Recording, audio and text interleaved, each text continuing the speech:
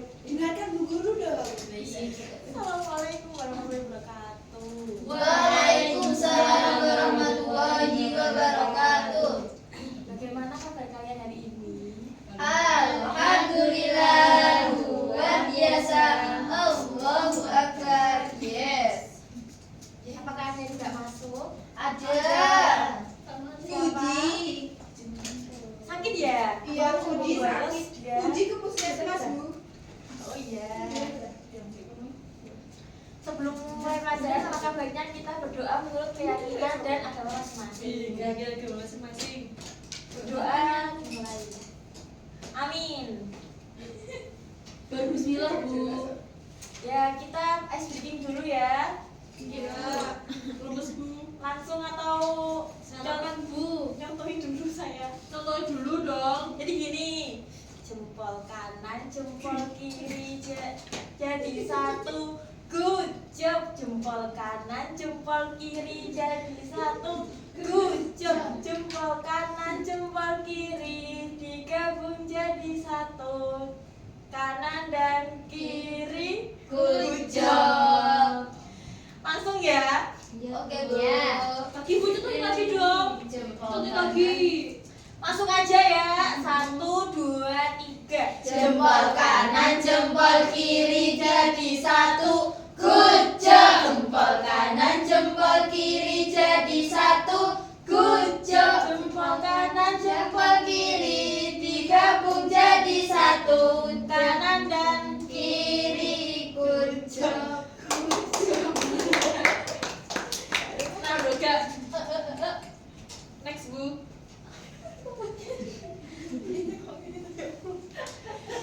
Jadi dari gambar 2 ini apakah ada kesamaan? Ada Apa ya kira-kira? pencemaran sampah.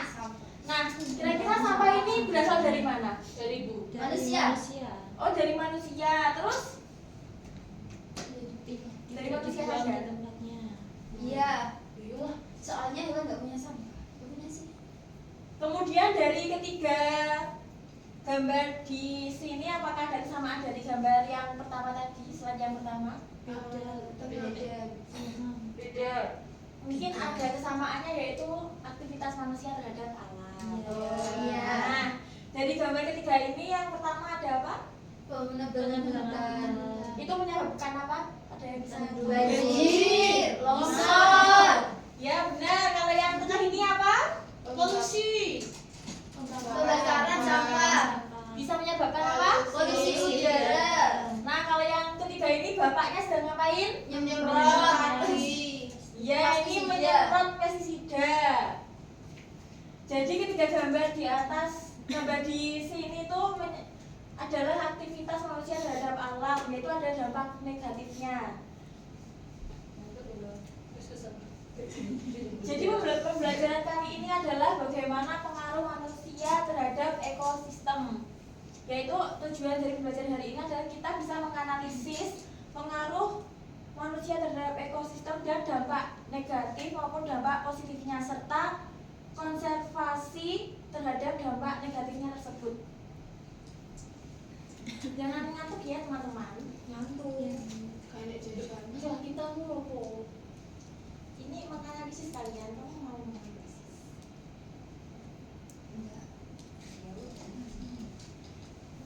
Kemudian ada pengertian pengaruh manusia terhadap ekosistem.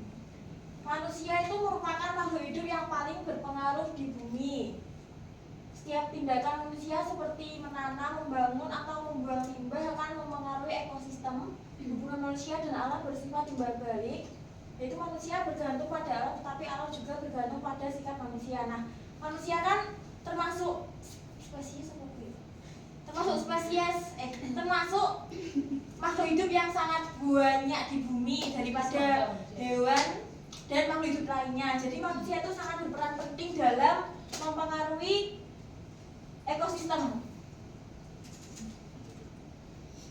Kemudian ada aktivitas manusia yang mempengaruhi ekosistem, yaitu seperti penebangan hutan secara berlebihan dan pembuangan limbah ke sungai serta penggunaan pestisida dan pupuk kimia berlebih.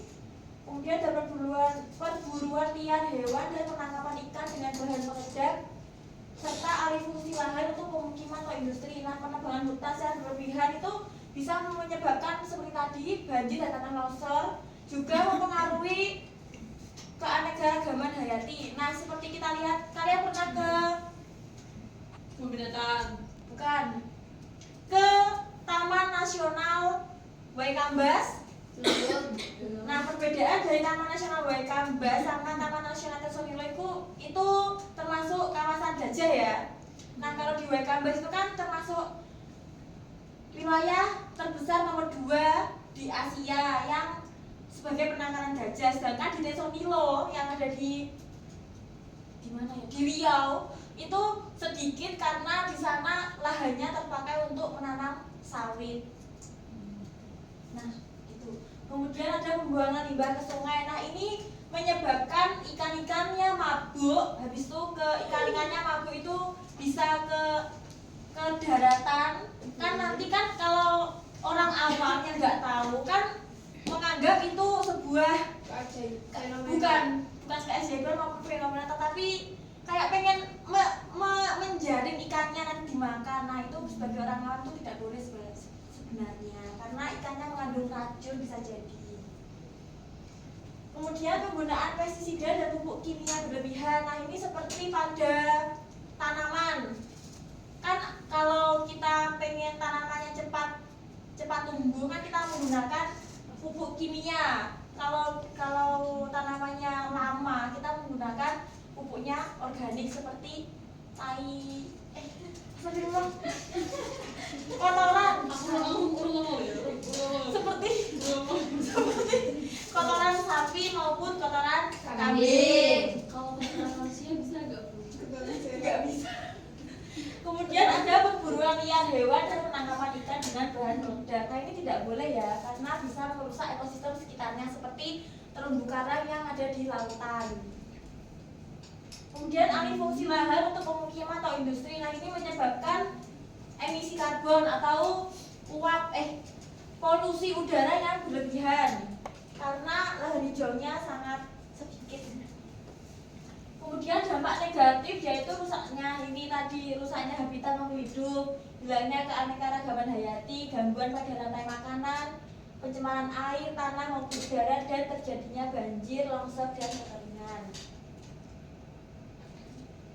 Yang pertama ada pencemaran lingkungan, yaitu masuknya zat berbahaya ke dalam lingkungan yang menyebabkan perubahan kondisi alam. Jenis pencemaran itu ada 3 ya. Ada udara, yaitu berasal dari asap kendaraan, gas pabrik maupun yang menyebabkan gas rumah kaca. Kemudian air itu berasal dari limbah rumah tangga dan pertanian maupun ada limbah dari limbah pabrik seperti di sekitar PLT yang ada di Palitong itu PLT tuh. Kemudian tanah itu sampah plastik dan bahan kimia. Nah, ketika sampah plastik itu ditimbun di tanah itu mengurainya sekitar 100 tahun. Maka dari itu seperti kalau kita naik gunung atau ke manapun itu sampahnya dibawa pulang itu ke tipsnya rumah. kalau naik gunung. Iya, itu tipsnya ya, kalau naik gunung kan sampahnya dibawa lagi, atau enggak kalau kita pergi kemanapun kalau tidak ada tempat sampah itu kita bawa dulu sampai rumah, dibuang di tempat sampah rumah kita. Itu bisa menjaga agar ekosistem sekitar terjaga. Kemudian ada pemanasan global, yaitu disebabkan oleh meningkatnya gas rumah kaca seperti CO2 di atmosfer. Dampaknya yaitu suhu bumi meningkat, es kutub mencair, permukaan laut naik, dan perubahan iklim ekstrim. Salah satu penyebab utama adalah pembakaran bahan bakar fosil dan deforestasi besar-besaran. Nah, ini seperti kalau kita di Indonesia kan orang-orangnya kan pada malas semuanya ya. Biasanya kan sekarang pakai motor terus, kan jalan kaki kan sangat jarang. Nah, maka dari itu dari asapnya motor itu sangat banyak, itu bisa menyebabkan pemanasan global dan gas rumah kaca. Nah, kalau seperti di luar negeri seperti di Jepang maupun Kanada itu ataupun Korea itu dari masyarakatnya itu sama pemerintah diharuskan jalan kaki. Tapi karena di sana itu difasilitasi kereta bawah tanah.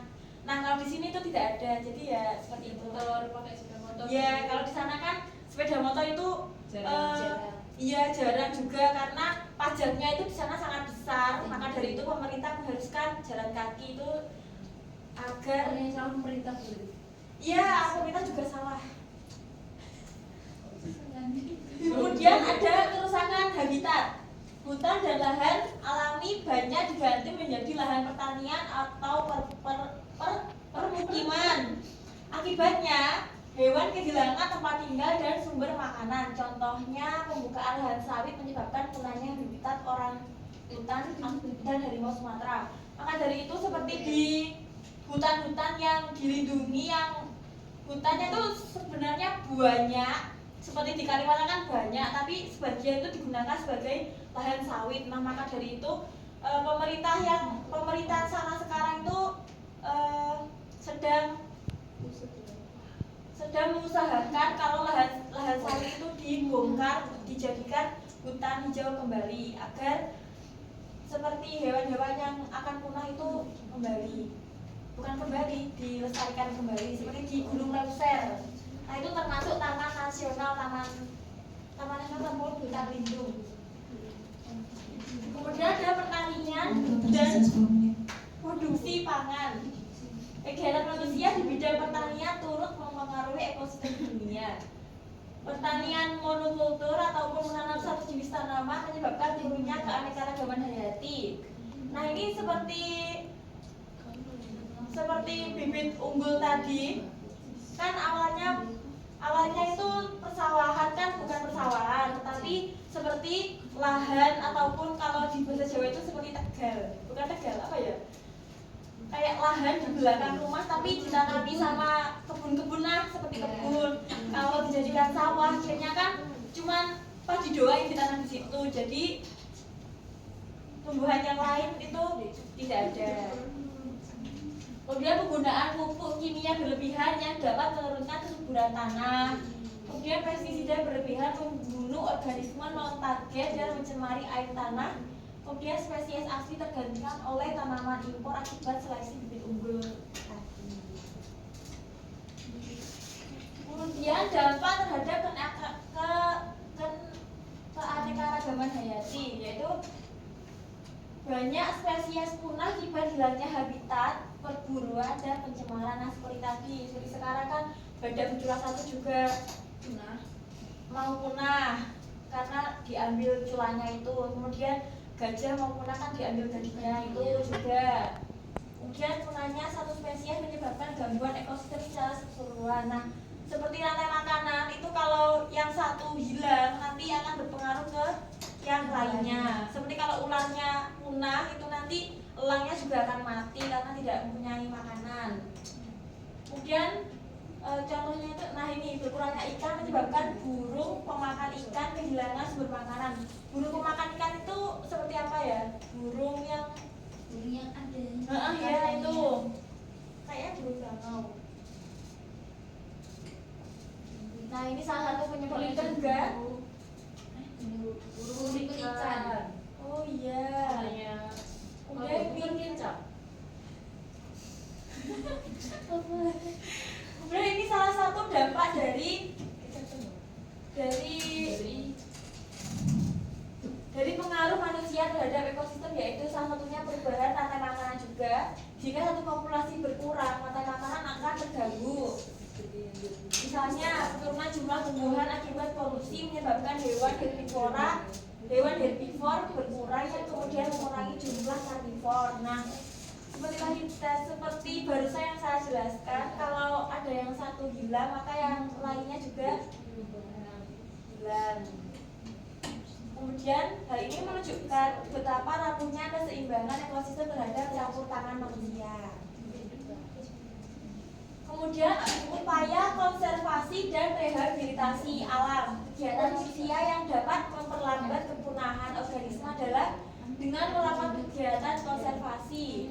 Konservasi itu berarti menjaga melindungi dan memanfaatkan sumber daya alam secara bijak. Bentuknya yaitu seperti reboisasi, penghijauan kota, penangkaran satwa langka, dan perlindungan hutan. Seperti kasus yang tadi saya jelaskan ya. Yang mana Bu? Itu yang hutan ditanami pohon sawit itu kan pemerintah sana kan mengupayakan agar pohon sawit tersebut ditumbangkan atau dicabut, terus ditanami pohon-pohon. Kemudian melakukan rehabilitasi ekosistem dilakukan untuk memulihkan daerah yang rusak agar kembali produktif. Iya.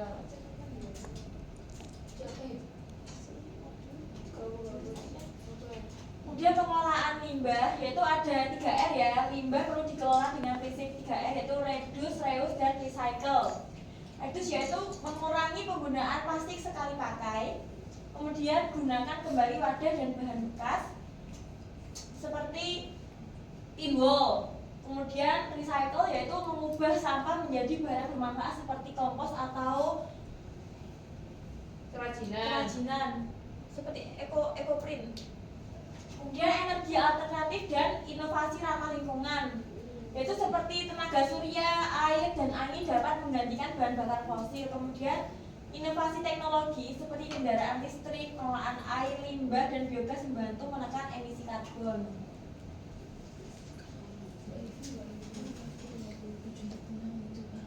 Mungkin tindakan yang bisa kita lakukan untuk konservasi ekosistem yaitu menanam pohon di sekitar rumah atau sekolah. Kemudian membawa botol minum sendiri untuk mengurangi plastik. Kemudian memilah sampah organik dan anorganik. Kemudian menghemat air dan listrik. Setelahnya mengikuti kegiatan kebersihan lingkungan.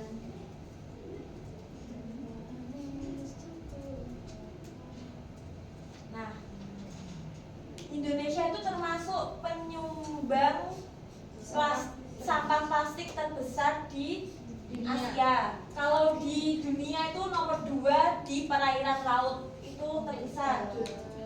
Pasti sampahnya dari Ngadiluih. Ya, salah satu dari Ngadiluih. Dampaknya itu ada ikan, penyu, dan burung laut itu menelan plastik dan mati. Kan ada kasusnya yang terikat plastik gitu ya. Kasihan banget.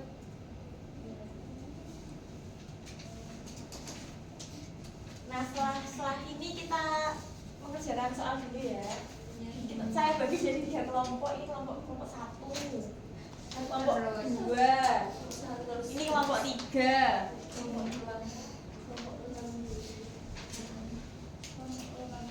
Mungkin bisa dikerjakan ya. Sudah Bu. Ya. Nomor 1 kelompok 2 silahkan dijawab. Dari sini nomor 2. Kelompok 1 nomor berapa? Kelompok 1 nomor 2, kelompok 2 nomor 1, kelompok 3 nomor 3. Ibu. Iya. Orientasi terhadap masalah. 1. Amati dan diskusi fenomena pencemaran sungai. Jawabannya yaitu penyebab utama perubahan tersebut adalah meningkatnya aktivitas manusia seperti pembuangan sampah, rumah tangga, dan limbah industri ke sungai tanpa pengelolaan terlebih dahulu. Kemudian kelompok 1 nomor 2. Pertanyaannya rumuskan 2-3 pertanyaan penelitian berdasarkan masalah tersebut. Yang pertama, apa aktivitas manusia yang menyebabkan sungai menjadi tercemar? Yang kedua, bagaimana pencemaran air mempengaruhi kehidupan hewan dan tumbuhan di sekitarnya? Yang ketiga, apa solusi yang dapat dilakukan masyarakat untuk memulihkan kondisi sungai agar kembali bersih? Ya, benar. Kemudian kelompok 3 nomor 3. Langsung jawabannya saja. Ya, kegiatan manusia, penebangan hutan, dampak terhadap ekosistem menyebabkan erosi, banjir, hilangnya tempat tinggal hewan, komponen yang terpengaruh, biotik dan abiotik. Ya. Jadi kesimpulan dari pembelajaran kali ini adalah aktivitas manusia memiliki dampak langsung terhadap keseimbangan ekosistem.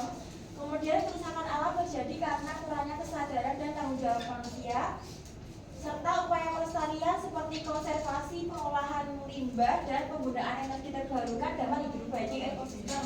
Dan menjaga alam bukan hanya kewajiban tapi bentuk syukur kepada Tuhan atas ciptaannya. Jadi sekian pembelajaran kali ini. Kurang lebihnya terima kasih. Wassalamualaikum warahmatullahi wabarakatuh.